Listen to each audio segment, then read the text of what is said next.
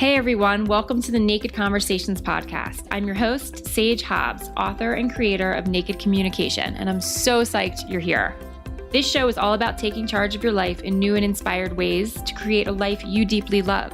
It's about being more you in all areas of your life, more courageous, more free, more alive, more naked. I'll be sharing stories and advice from amazing people around the world who are up to incredible things on how they are successfully breaking free from fear and old patterns in order to create incredible relationships and impactful lives so that you can do the same. This is the place to be inspired to live a courageous and naked life. Let's do this.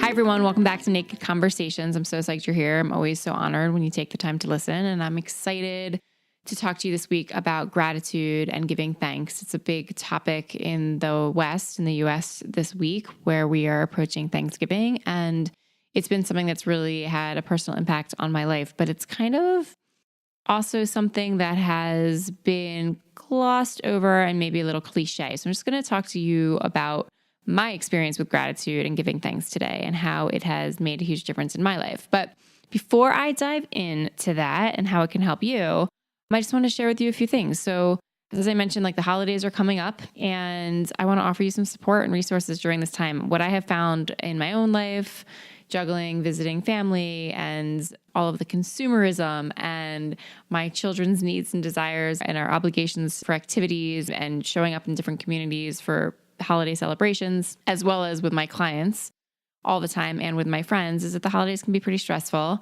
And we get really triggered about our relationships this time of year sometimes, whether or not we're in a romantic relationship or not in a romantic relationship, whether or not we're visiting our family of origin or choosing not to spend that time with them. It really just brings up all these ideas of how things should be.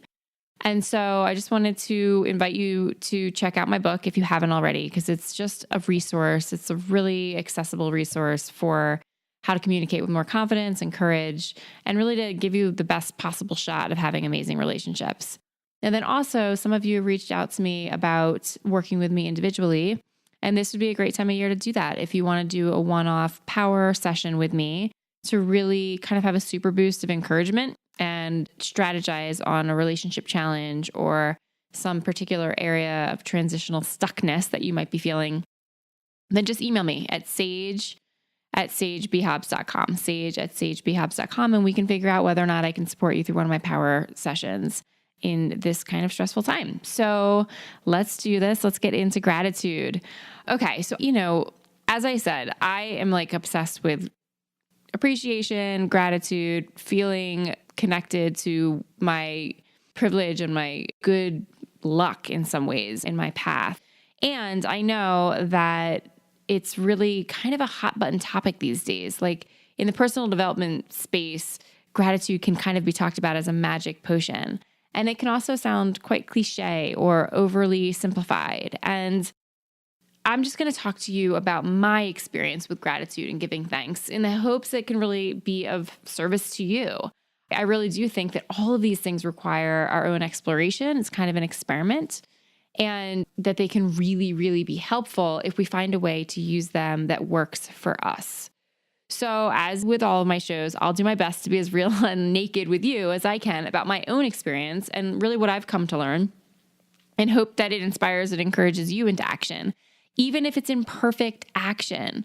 So this is the Naked Conversation show. It's about being real and being yourself and telling real stories and real experiences and stepping into our voice and our leadership as imperfectly as it may be along the way, right? So this is just my experience with gratitude, and I've read about it and practiced it and worked with people on it, and your experience is going to be your experience. So here's how I do gratitude in general, and not just at Thanksgiving, although I do adore Thanksgiving, and we do practice gratitude around our Thanksgiving table and have, every year that I've been hosting for the last 10 years. It's my only grown-up holiday that I host myself in my house, and I love it. But really how I've integrated a gratitude practice into my own life and what I do and what I don't do that works for me. And when I say it works for me, it really makes me a happier, more grounded, more self-aware person, at least on my best days, right? So that's the intention, that I feel a real more present to being joyful in my daily life, that I feel a real acknowledgement and appreciation for how much I actually have, and an awareness of my place kind of in the world in terms of how much I'm able to access and what I'm grateful to have in my life, right? So that's how I use my gratitude practice for my own happiness and grounding day to day as best as I possibly can. And what I have found in my work is a lot of people who feel like they should be grateful don't often feel happy. And I do feel that gratitude can help us leverage the experience of happiness more often in our daily lives. And there's research on this. There's research that says, gratitude, really practicing, acknowledging what we're grateful for can have an impact on our well-being and our mood. So here's what I do and here's what I don't do. And then I'm going to answer some questions also that were asked in the Facebook group. So just so you know, if you're not in the Facebook group, it's sagebhabs.com/Facebook. And it's a community of women who are really exploring what it means to step up and lead and connect more meaningfully with people in their lives. And I answer questions in there and we talk about these episodes. So some questions came through about appreciation, gratitude, and giving thanks that I wanted to address as well. So, okay, here's how I do my gratitude practice. I don't force it. This is what I want to start with. I don't force it. I really hate's a strong word, but when people tell you to be grateful when the shit is really hitting the fan, anyone who has suffered the illness or death of a loved one, as I have, and I'm sure many of you have, or a tragic accident or a devastating heartbreak or divorce, anyone who's been through anything like that knows that you can't jump to being grateful just for the effing lesson right away. You can't get to the lesson right away when you're in the pain or the suffering or the shock or the fear, right? So in my book, in chapter 15, I talk about the power of getting it. And getting it is really the feeling of someone fully understanding your experience, how you're feeling, or where you're coming from, really validating and getting what it's like in that old saying to be in your shoes. And I find this really, really useful in my gratitude practice as well, because you have to get it for yourself first before you can have any gratitude for the so-called lesson, right? You can't be in the throes of suffering, in my opinion, and be expected to see what the lesson is to be grateful for. So in fact, I prefer to call it kind of a silver lining more than a lesson. So most of you know, and I talk about it in my book and my story as well, that I had cancer when I was 23. And I'm now 40. So I've been in remission for quite a while. And some people would say, oh, I would never, take back having had cancer or going through that hardship because it's made me who I am today. And, my feeling on that is that having cancer really sucked. It was terrifying and painful. And I don't know that I would say, I wish I didn't have it.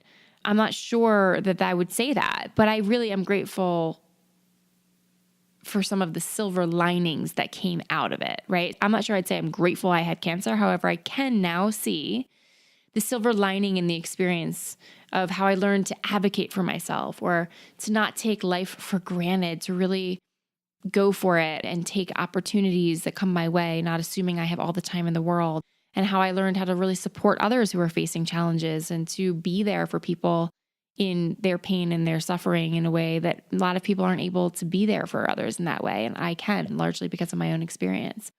Or to care less about my hair because I lost it and now I just have less attachment to that physical part of myself, right?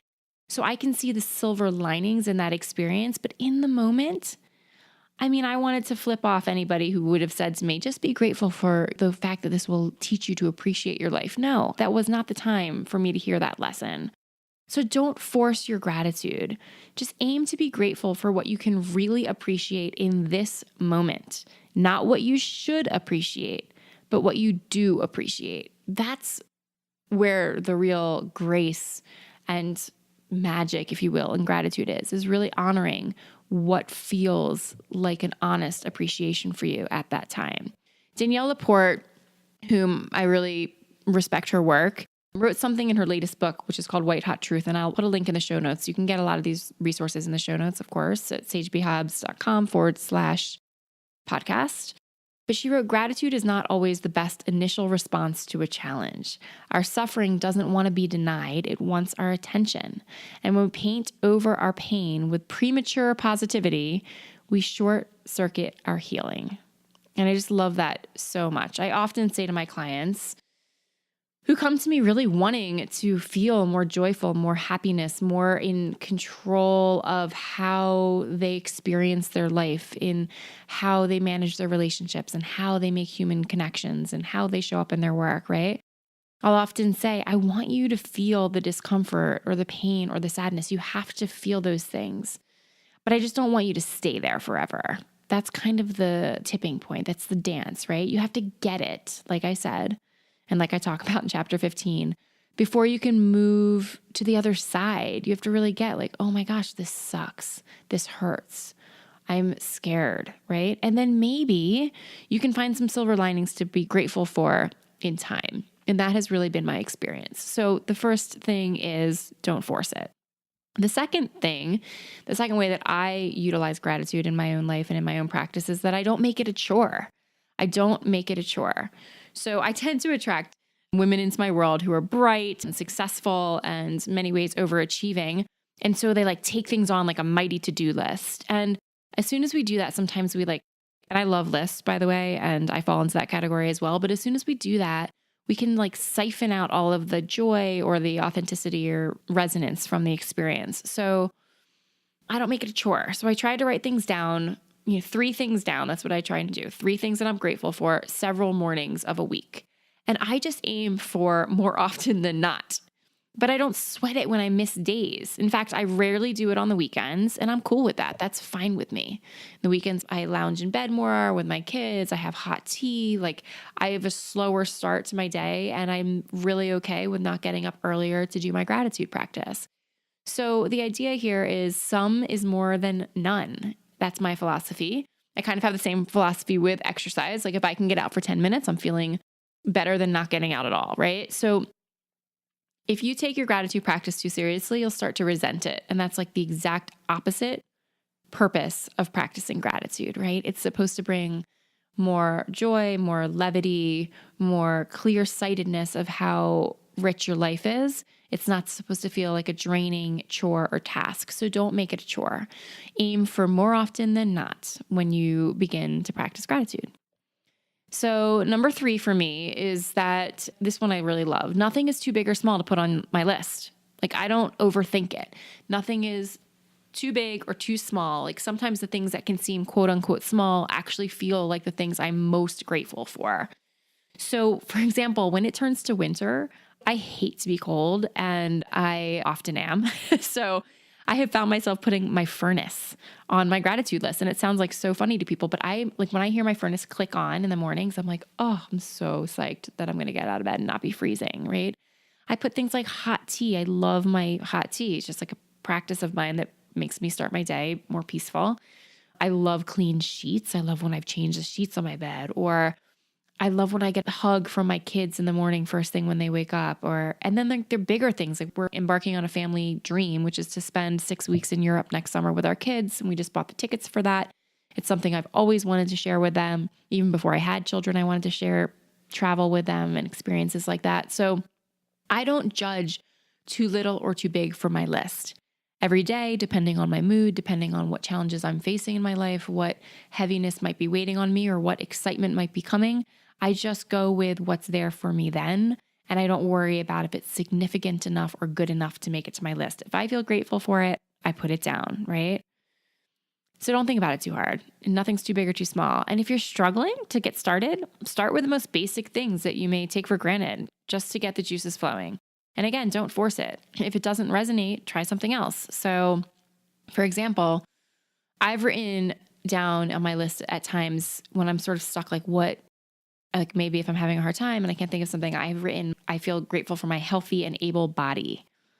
And for some of you, you might be like, oh, right, that feels forced or whatever, that feels contrived. But for me, ever since my dad was in a wheelchair later in his life, I now really resonate with being able-bodied in a way that I'd never even considered before, honestly. I'm embarrassed to admit it, but it's true. It had never struck home for me that just being able to walk and move my limbs freely is something I'm really grateful for. So you just want to experiment, right? Like, if you're struggling to get started, just experiment. Does it feel resonant to you? Does it feel real and authentic to you to say you're grateful for your furnace, or you're grateful for clean drinking water, or you're grateful for a warm bed at night, or you're grateful for your able body, or you're grateful for enough food, right? Does that land for you? If it does, start there. Start with the basics. So that's number 3. Nothing's too big or too small to put on my list. Number 4, and I talk about this in terms of giving appreciation and making requests in my book as well, which is try to be specific, right? So how things feel or look, be descriptive with the senses, if you can, just a little bit, because it just like lands it deeper inside of my body when I do that. So instead of just saying like a hug from my daughter, I might write a big, long hug from my naked little 4-year-old first thing in the morning with her messy hair, right? Or instead of writing the sky, I might write a bright blue sky first thing in the morning. And it just kind of like good storytelling has it feel more real and alive for me. So I try to be specific. Like I said, I talk about that in my book in the way that I also offer appreciation to people. Really offering specifically why you appreciate somebody in your life is different than saying like, hey, thanks, babe, for all your help. That sounds not as strong as thank you so much for emptying the dishwasher and picking up the kids and getting dinner started. I really appreciate how you helped get our evening flowing more easily tonight and made a big difference, right? You can hear the difference. So specificity really kind of anchors it more deeply. That's number 4 for me.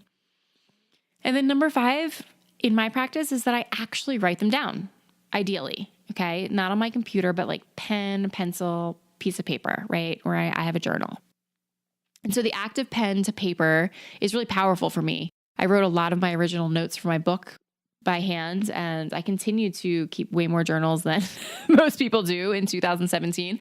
Don't worry, I still use Google Docs and technology all the time. But when I want to be creative or I want to remember something, there's something very satisfying for me about using actual pen and paper. And there's some research around that I've read around linking pen to paper with creativity and memory. And I know that that was helpful for me when I was trying to study things in the past, so if I wrote them down as well. So I like to write them down and I just like it. So aside from all the other benefits, I just enjoy that process. I like to see my appreciation on paper in front of me. And sometimes I return to them when I am feeling like, oh, I need a boost. I can look back over the last few weeks and see some things that were really great or that I felt appreciative for. So that is how I do my gratitude practice. And I really want to tell you, like, I'm not just living in some la-la land that it's the magic elixir of all things, but I have found over and over again, both in my own practice and with women I've worked with, that starting and keeping some form of gratitude practice, and again, not every day, not a chore, but shining a spotlight on what in your life is going well, inevitably shifts how you experience your life. Let me say that again. Shining a spotlight on what is going well in your life inevitably shifts your experience of appreciating and enjoying your life. Okay. So I just encourage you to try it. It doesn't need to be a fancy journal. It doesn't need to be any kind of magic formula. It doesn't need to be perfect. It just needs to be started and see, how does it feel when you've done it for 2 weeks in a row, 3 weeks in a row, right? More days than not every day. So I just want to answer a couple questions that came through about this that I thought were really good. And there are a few people asked them in different ways. These are the 2. So how do you practice gratitude even on shitty days or when life just feels like so overwhelming and there's nothing to be grateful for? So I think I spoke to this a little bit already, but I'd love to tell you that it's exactly on those days and in those moments when it's most important to do your gratitude practice, and that's what I do. But you know what? That would be a lie. And I don't lie to you. This is Naked Conversations, right? Sometimes I do when I'm in a shitty mood or having a hard time or feeling bowled over by life. Sometimes I do remember to bust out my journal and do my gratitude practice. But sometimes I just need to be tender and patient with myself in those moments. I need to get my own experience before I can return to the gratitude practice. I do my best, and sometimes I'm better at it than others, right? But mostly what I have really found is that when I'm practicing gratitude regularly in my life, and again, when I say regularly, it doesn't mean every single day, but I have a regular practice of it several days of the week, right? When I'm practicing it, it kind of carries me over in harder moments. So it's more ingrained and therefore it's more automatic as a response. Like I'm more likely to rely on it when I need it. And I think that's true like with exercise or meditation or journaling, right? Like if you're doing things when you're not suffering or struggling, sometimes it's easier to tap into them. Often I find it's easier to tap into them when we are struggling or suffering because we're used to it. It's a practice, it's a habit, if you will, right? So I've now spent enough time paying attention to what's good in my life that it's pretty hard for me to stay stuck in a shitty or suffering or sadness for too long. I definitely have those moments. Like I'm a big feeler. I get down, I get sad, I get frustrated, I get doubtful, right? But I have spent years kind of honing my optimism and honing my appreciation and fanning the flames of my gratitude. So in moments where I feel overwhelmed or things feel shitty, I have more of a foundation to go back to putting my attention on what I'm grateful for and what I appreciate, right? So like I said, I feel the feelings, but I don't stay there. And I can really always find something to be grateful for because I've practiced finding things to be grateful for, right? So again, like able-bodied, the sunshine, a warm bed, fresh sheets, clean clothes, whatever it is, I can usually get myself back to finding something to be grateful for. So if you are listening, then you are in that space of like, oh my gosh, how can I ever find something when I'm so down? I just want to encourage you to try. Just try it out. See how a little bit by a little bit by a little bit, it becomes more of an automatic experience for you. So the second question that came up was how to do gratitude practice without having it feel contrived and how to make sure it still feels authentic. And again, I addressed that before, but I want to speak to it again clearly, which is that only write down what you can truly feel grateful for in that moment. Don't force it. Once you give yourself that permission to be real, I think you'll notice that there are things you truly feel grateful for when you look at your life. Not forced, not what other people think you should be grateful for, but what in this moment in time, in this morning or this afternoon or this evening before bed, can you feel gratitude for? Like I always feel grateful climbing into my bed at night. I love it. I think I even sigh like, when I climb into bed at night and like lay my head on that pillow and just feel like that sense of kind of release. So don't force it. If you don't want it to feel contrived, don't make it a chore and don't put things down just because you think you should. Look for things that actually feel a sense of aliveness for you when you consider them. So my friends, that is what I have to say about gratitude. I do agree with the kind of personal development folks out there that it is incredibly, incredibly valuable practice. But I don't always agree that it has to be done in a certain way with a certain set of rules, right? I think it's about how it works for you.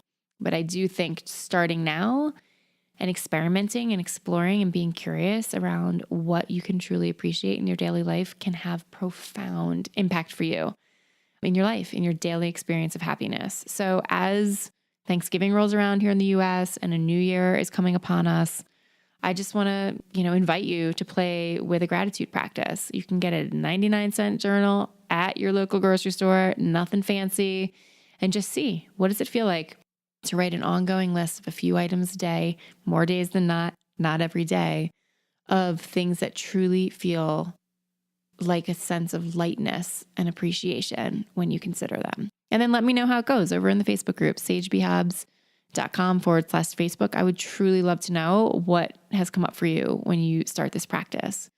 Thank you so much for listening. And again, if you want to grab my book, you can do that on Amazon or over on my website, actually, at sagebhobbs.com. And you can also find out about how to work with me for a power session on the site or email me, sage@sagebhobbs.com. Can't wait to connect with all of you further. Here's to feeling more grateful in your life every day.